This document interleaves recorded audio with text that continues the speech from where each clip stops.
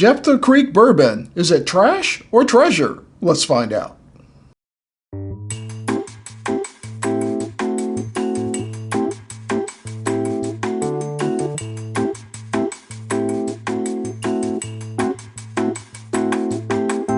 Well, welcome to a new show we call Trash or Treasure. That's where we research bourbons and whiskeys that have gotten bad reviews for whatever reason. Now, the reviews may be justified, but still, we're going to look at those reviews and then taste on our own and see, are they really trash or maybe someone's treasure?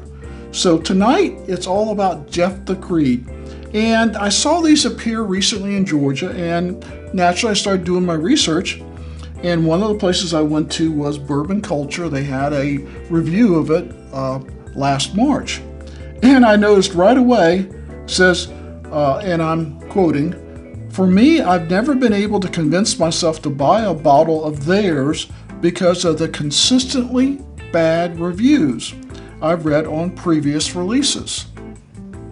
I've never really read any bad reviews about Jeptha Creed, but it is new to me. And they go through there and he does his review, and I'm not questioning his review, but I'm telling you why we decided to do our own review of this in Trash or Treasure. So they go into that, and I'll just go to my notes. Basically, he talks about the nose as being smelling like corn on a stick at the county fair, and aromas of freshly sawn oak and sweet hay. And then on the palate, he talks about potpourri flavors, kettle corn, and red hots. And then something about the wood taste was like a tongue depressor, and also taste of damp cardboard. So this is not great. Breaking Bourbon in August of the same year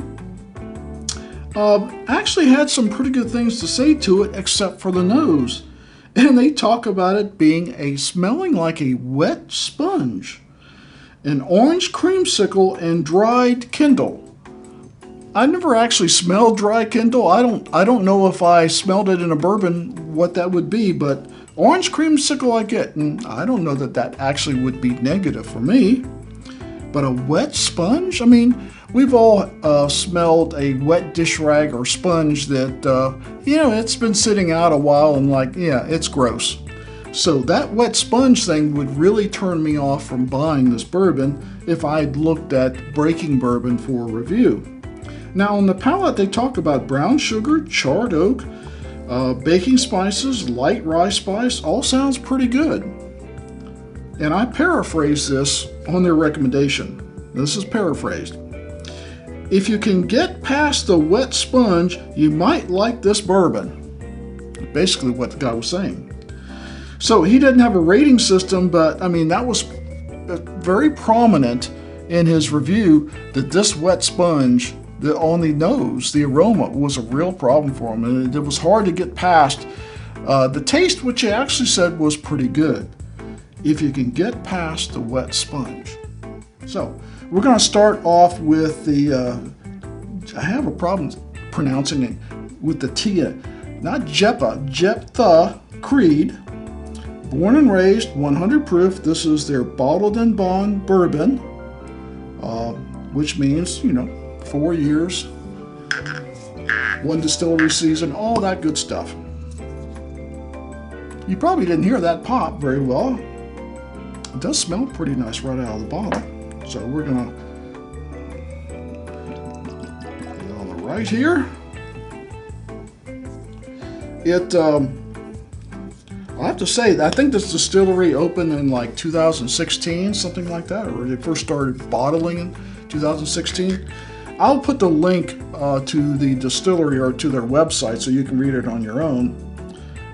But the one thing they feature in here that is very prominent, let's see if I can get to it, is, the August of 2016, they distilled and barreled their first legal barrel of bourbon in Shelby County, Kentucky, and they've been bottling ever since. And what they're known for is their bloody butcher corn, which is a red corn. doesn't start out red. In fact, I saw some videos on it. It turns red through its maturity before they harvest it. And it's red. Yeah, it's a red corn. We've been hearing a lot about white corns and blue corns and yellow corns and heirloom corns.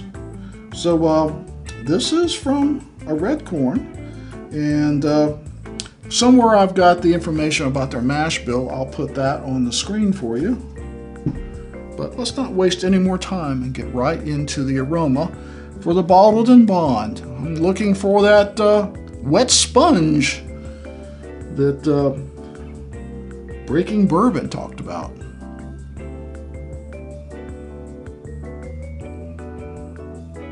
I do get an unusual aroma. I wouldn't have put it as a wet sponge.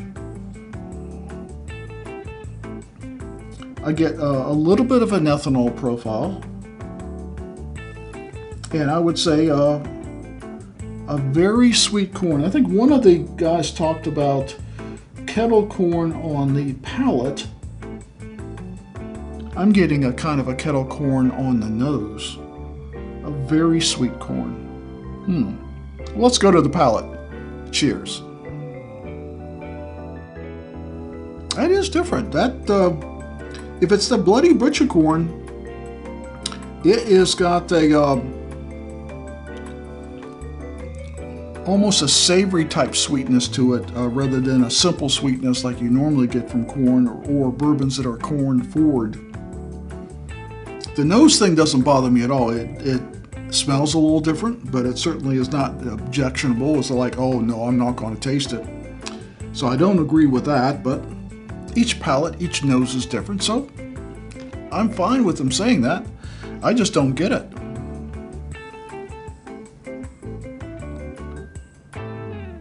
It does have an unusual aroma, though. I will say that. It is unusual. I would give this, like I do with my Give Me 5 Minutes, where I have my score, and it's not based on any one aspect of the bourbon or whiskey. I would give it an overall score of 3 stars. I think it might, I think I might love it more as it opens up. That Bloody Butcher corn, and the other thing is, it uses malted rye, not regular rye. Finish is okay. Like I said, I'm not rating this like I do with other things. I think overall, it's a 3. It's would I buy it again? Probably not. Will I drink it? I will. It's decent. I don't know if I've wrote the. I'll put the price on the bottom of the screen. I know both of these I think were under $50. I thought it was a good price. It's a beautiful bottle that it's in. They really spent some money on the bottle. So 3 stars. Well, let's go to the 4 grain on the left. That's tight. You probably heard that one.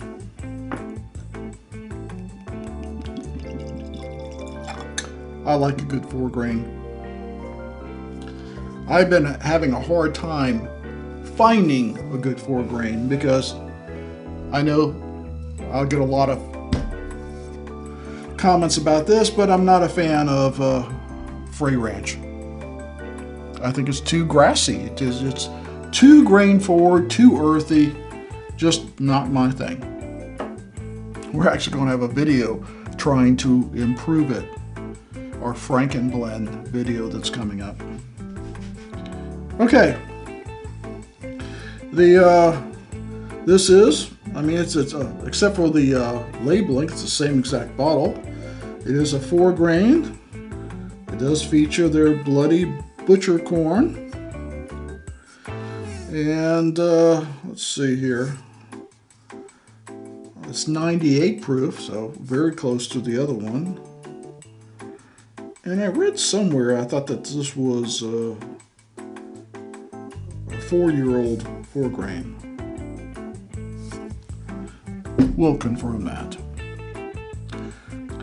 On the nose, they talk about sweet cream candies, hydrangeas. Really? Hydrangeas? Morning Glories, geranium, a lot of flowers there. Dried apricots, red berries, peach cobbler, brown sugar, and blackberry jam. Well, I like the last part. Peach cobbler, brown sugar, and blackberry jam? That's my jam. Now this one does not smell the aroma. Like I said, this one had kind of an unusual aroma. On the 4-grain, I'm not getting that near as much. Definitely more traditional bourbon notes and a little grain forward, but no lemongrass smell in this one. Well, let's see what the palate thinks. Cheers. Oh my. Much different. This one has got a little more molasses, brown sugar going on. It doesn't seem to be grained forward like the Frey Ranch is. Definitely sweeter than the Frey Ranch.